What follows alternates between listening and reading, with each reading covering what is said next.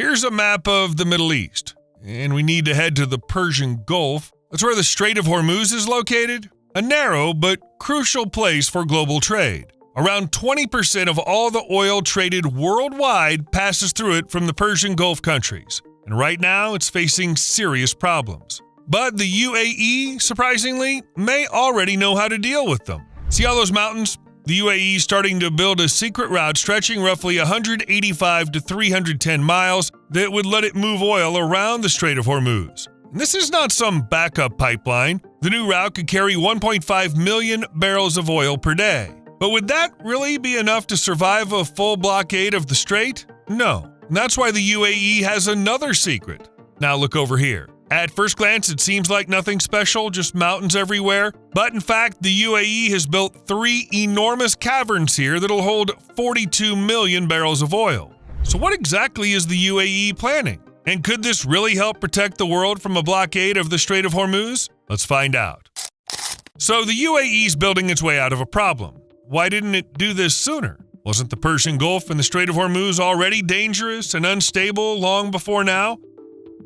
The thing is, the Persian Gulf and that troubled strait have been a geopolitical pressure point for years. Let's rewind a bit. Late 20th century, Iran and Iraq are at war, and the fighting wasn't confined to land. What followed was the so-called tanker war. Put simply, both sides tried to sink each other's oil tankers. Blow up your opponent's tanker, and you hit their economy where it hurts. So what did that have to do with the UAE? The problem was that huge numbers of tankers from across the region were moving through the Persian Gulf at the time. That meant the risk of becoming an accidental target was very real. You'd think that would already be enough turmoil for the Strait of Hormuz and the Persian Gulf, but no. Then came 1990 and the Iraq-Kuwait conflict. Once again, the whole region was shaken. The oil market panicked, ships began sailing under escort, and insurance companies raised their rates. No one could say with confidence whether oil would make it safely through the Gulf the next day. But all that happened a long time ago. So why does the UAE still see the region as a hotspot? The answer is simple: Iran. Every time sanctions tightened or tensions with the West escalated, Iranian officials and military figures kept repeating the same warning: we can just close the Strait of Hormuz. And sometimes those weren't just empty threats. Over the years, the Persian Gulf has seen tanker attacks, ship seizures, and mysterious explosions on board vessels. At times, these seemed like isolated incidents. But for the oil market, even one such event is enough to trigger serious concern.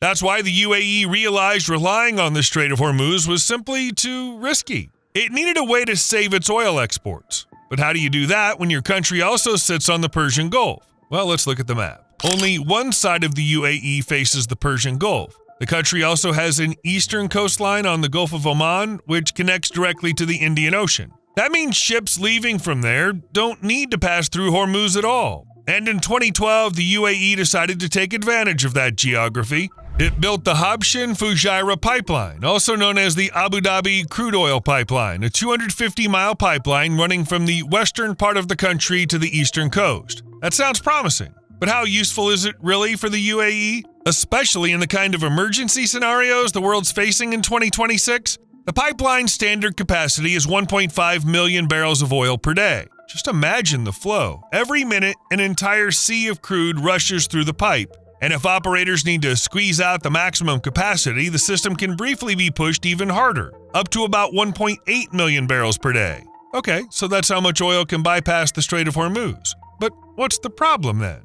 The issue is that this pipeline starts at the Habshan Industrial Hub, and it primarily handles oil from Abu Dhabi's onshore fields. A large share of the crude is gathered and processed there before being sent across the mountains to the eastern coast and the port of Fujairah. But a significant portion of the UAE's oil is produced somewhere else entirely, out in the Persian Gulf.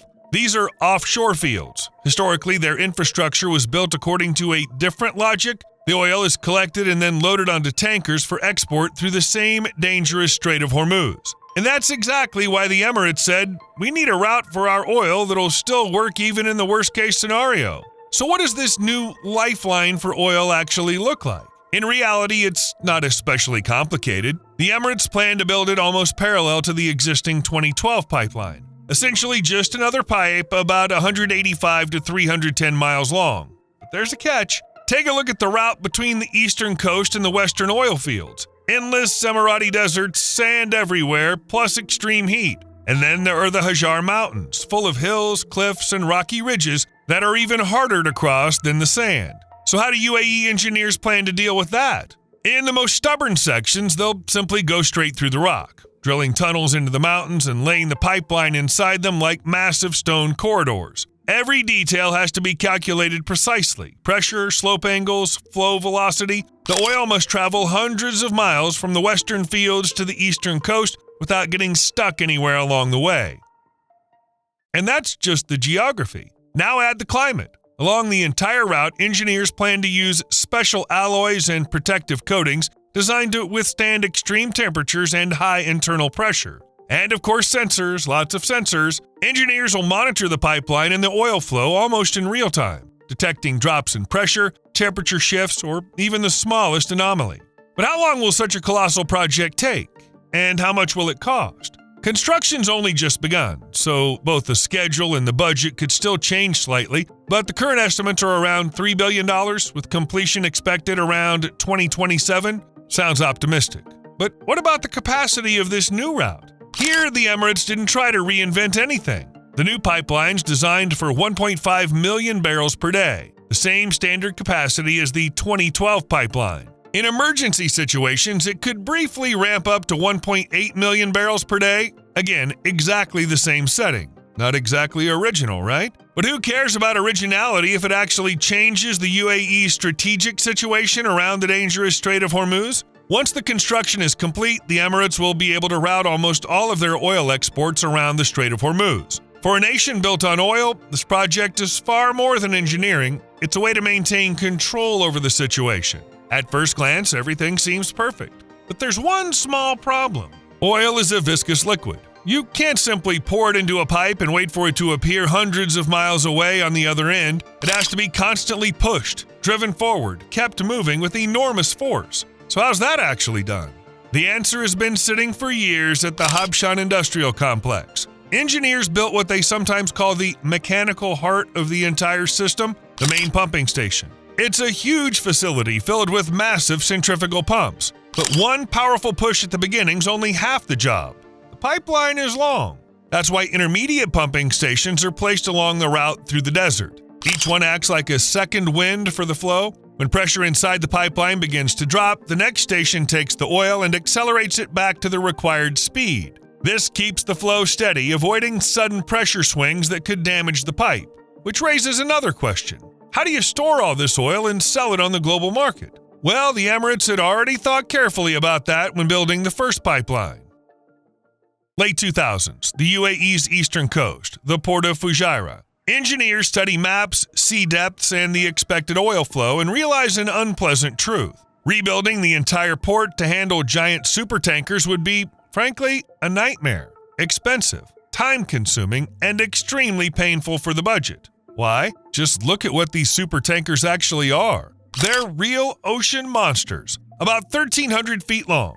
On a single voyage, they can carry up to 2 million barrels of oil. Sounds impressive. But there's one catch: draft. Even empty, these ships sit about 65 feet deep in the water. Fully loaded with oil, that depth can reach almost 80 feet. Now imagine this. For ships that like to dock safely, the entire harbor would have to be dredged. Vast stretches of the seabed. That means billions of dollars and years of work. Not exactly an attractive option. So how did they solve the problem? With a genius idea. Engineers decided to spare the shoreline. Instead, they simply moved the loading point out to sea. They used a system called single-point mooring. Essentially, these are massive floating buoys, each weighing hundreds of tons. They're anchored to the seabed with heavy chains and function as independent offshore loading terminals. If you're wondering whether this is dangerous for tankers because of storms and all the other hazards of the open sea, the answer is no. The whole system was designed specifically for conditions like that. A tanker moors to the buoy using a single set of ultra-strong lines attached at the bow. And then something interesting happens. The ship doesn't try to fight the wind or the waves. Instead, it can rotate freely around the buoy through a full 360 degrees, constantly aligning itself with the wind, the current, and the direction of the swell. In a way, the sea stabilizes the vessel on its own. But that raises another question. How do you keep a system like this running smoothly if oil is flowing through the pipeline continuously while tankers arrive on a schedule? Oil cannot just stop in the pipe and wait for the next ship to become available. To keep this enormous machine from choking, Fujairah built one of the largest tank farms on the planet. It's a vast field of steel cylinders, dozens of giant oil storage tanks. These tanks act as a buffer for the entire system. You could even call them the project's energy lungs. They take in the non-stop flow of oil coming from Habshan, store millions of barrels, and then load it onto tankers at an astonishing rate of up to 80,000 barrels per hour. It sounds as if every detail's been covered. There's a pipeline, there's offshore loading, and there are massive storage facilities. Oil can be shipped safely without relying on the Strait of Hormuz. But then another question appears, and this one is much more unsettling. Are the UAE really not worried that these storage tanks could simply be blown up? One missile strike and the entire tank farm turns into a giant fireball. That sounds less like science fiction and more like a very real risk in 2026. And you know what? The Emirates thought about that too. In fact, they took it so seriously that they decided to hide the oil in the mountains. That's how the Mandus project came to life. And the name was chosen for a reason. A mandus is a traditional chest used in the Arab world to store the most valuable possessions, jewelry, documents, family heirlooms. The idea is pretty clear. If you're going to hide treasure, you hide it properly. Only in this case, we're talking about treasure on a very different scale. It's a massive underground complex carved directly into the rock of the Hajar Mountains near Fujairah. And this is the key thing to understand. This is not just a few barrels in a pit, the way some people might imagine it. Engineers created 3 enormous man-made caverns buried hundreds of feet beneath a thick layer of granite. Picture an underground stone cathedral, except instead of air, it's filled with oil. The total capacity of this stone vault is about 42 million barrels. The scale is so enormous that the complex is considered the largest underground crude oil storage facility in the world. And that leads to the most fascinating part: security. The mountain itself acts like armor. The thick granite serves as a natural shield that would be almost impossible to penetrate with a conventional missile strike or a drone attack. Even in a worst-case scenario, the strategic oil reserve would still remain protected. So the whole system looks genuinely impressive and highly secure. In the near future, the UAE may be able to shield itself completely from any disruption tied to the Strait of Hormuz. But what about its neighbors? Take Saudi Arabia, for example. It also sits on the Persian Gulf and has long depended on Hormuz. Saudi Arabia, with some of the largest oil reserves on the planet, understood one simple fact very well: relying on a single export route is a risk. So Riyadh built a true infrastructure monster, the East-West Pipeline, better known as Petroline. And this is on a completely different level. It stretches for about 745 miles. The line cuts straight across the Arabian Peninsula. It begins near the country's main oil fields in the east and runs all the way to terminals in the port of Yanbu on the Red Sea. In other words, Saudi oil can reach the open oceans without going anywhere near the Strait of Hormuz. But how did the Saudis even manage to build something that long across the desert? In reality, the construction looked more like a military operation. Picture a massive convoy of machinery crawling across the desert. Up front are bulldozers and excavators, clearing the route and digging the trench. Right behind them comes an entire factory on wheels. Pipe layers, automated welding systems, mobile labs. It's basically a moving industrial complex, assembling the pipeline step by step in the middle of the desert.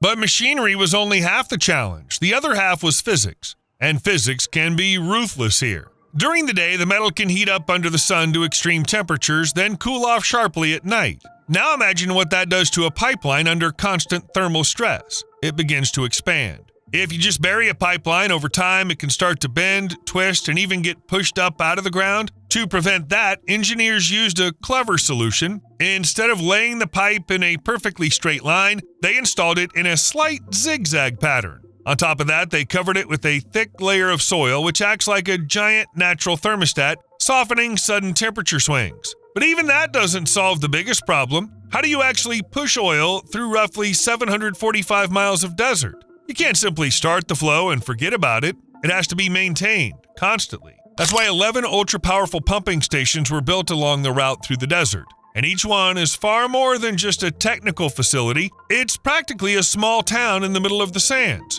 Each station has its own power plant, living quarters for staff, cooling systems, storage areas, and repair shops. They're a true fortress in the desert, keeping oil moving around the clock through this giant steel artery. So how does all this work in practice? Petroline's not just a backup route, it's Saudi Arabia's main tool for flexibility. When things heat up in the Strait of Hormuz, oil flows can simply be redirected. And you know what's the most important thing here? For the global market, this acts like a kind of pressure release valve. Traders can see that oil is still moving just by a different route that bypasses the danger zone. That means less panic. And the so-called risk premium, which in the past could send the price of a barrel soaring almost instantly, no longer spikes as sharply as it did 10 to 15 years ago. Now let's look elsewhere. Because the oil story doesn't end with bypassing the Strait of Hormuz. The Red Sea is not exactly an easy route either. There's also the Bab el-Mandeb Strait, which up through 2026 came under tension even more often than Hormuz because of attacks launched from Yemen. So doesn't that create a problem for Saudi Arabia? Riyadh's response is fairly clever. Their strategy is built on a simple idea. The Red Sea is not a dead end. It's a two-way corridor. Unlike the Persian Gulf, which has only one outlet, the flow that reaches the western coast through the Petroline can move north through the Suez Canal into the Mediterranean and onward to Europe. But that's only the first layer of defense. There's a second one as well, and it's far more interesting. Essentially, the Saudis have turned the port of Yanbu into a full-scale industrial fortress. It's long since stopped being just a terminal where tankers load crude. It's now a vast industrial city on the Red Sea coast. Inside it, 58 major industrial complexes and about 150 support enterprises operate as one enormous interconnected ecosystem. When oil arrives through the Petroline, a pipeline roughly 750 miles long, it does not simply sit at the dock waiting for a tanker. The flow is immediately routed to refineries and petrochemical clusters. And the scale's impressive. Hundreds of thousands of barrels of oil per day can be processed right there on site into polymers, fertilizers, fuels, and other chemical products. In other words, the oil is not sitting idle in storage tanks, it's converted into higher value goods.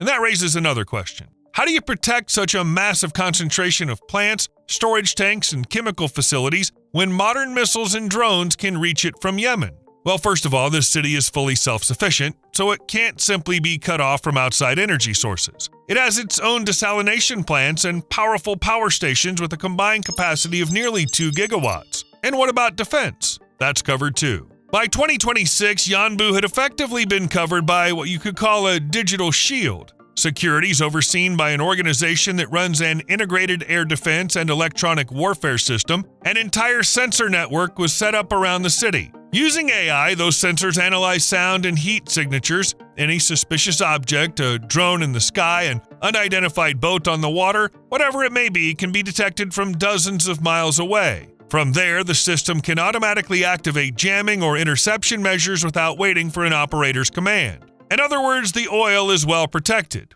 But hold on, I said oil could be rerouted through the Suez Canal. So why do the Saudis see it as a possible lifeline if the Bab el-Mandeb Strait turns into a danger zone? After all, the Suez Canal itself is not immune to threats, and at times those threats have been extremely serious. If you look back a little, it becomes clear. The Suez Canal has repeatedly turned from a major trade artery into a full-blown disaster zone. The clearest example is 1956, during the Suez Crisis. At the time, in response to the military operation by Britain, France, and Israel, the Egyptian government made a fairly drastic decision. Dozens of old ships preloaded with concrete and scrap metal were deliberately sunk in the canal's shipping lane. Sure, there may be instability there, and there already has been, but that was all back in the last century. Which raises an obvious question: could the Suez Canal still today pose a real threat to Saudi oil exports? The events of March 2021 revealed something deeply unsettling.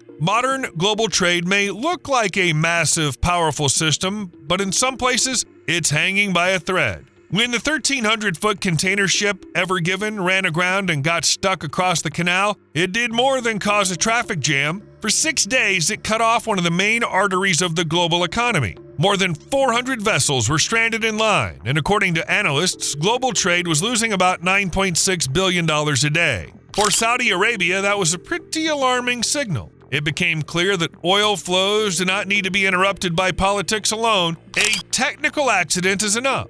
One bad maneuver and oil tankers can end up trapped. And yet, despite that, Saudi Arabia still continues to rely heavily on Egypt when it comes to oil exports. And this is not just about the waterway itself. The reason is that next to the canal on Egyptian territory, there's a kind of overland backup route, the Suez pipeline, with a capacity of 2.5 million barrels per day. It runs for about 200 miles, stretching from Ain Sokhna on the Red Sea to Sidi Karrir on the Mediterranean coast. Essentially, it serves as a major oil corridor across Egypt. What does that mean in practice? Something very simple. Even if another giant container ship gets stuck in the Suez Canal tomorrow, the Suez pipeline could help keep oil moving. It runs over land, so navigation accidents in a narrow waterway do not affect it at all. So what's the bigger picture here? Both Saudi Arabia and the UAE are building entire systems of safeguards. Some rely on massive pipelines across the desert, others on alternate routes and underground storage. Some have more options than others, but the logic's exactly the same.